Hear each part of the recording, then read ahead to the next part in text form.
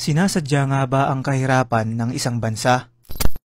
Mga kaibigan, nitong mga nakaraang linggo ay naging laman ng balita at ng social media ang iba't ibang issue ng korupsyon sa ating bansa, kagaya na lamang ng usapin sa flood control, lalo na ngayon na onting ulan lamang ay grabing pinsala at baha na agad ang naidudulot nito. Ngayon, alam nyo ba na may isang teorya ang nagsasabing ang kahirapan ng isang bansa ay sinasadya ng ilang mga makapangyarihang tao? Ayon sa isang paniniwala ng father of communism na si Karl Marx na tinatawag niyang conflict theory, sinabi dito na sinasadya raw ang kahirapan sa isang bansa upang mapanatiling mayaman at makapangyarihan ang mga taong nasa pwesto, hindi lang sa gobyerno kundi pati na rin sa ilang pribadong organisasyon. Konektado rin ito sa tinatawag na dependency theory at world systems theory ni Immanuel Wallerstein na may mga proyekto raw ang ilang sangay ng gobyerno na maaaring saglit na nakakatulong sa mga tao, ngunit sa paraan din na yun ay pinapanatili sila bilang mga bihag ng kahirapan. Sa madaling salita,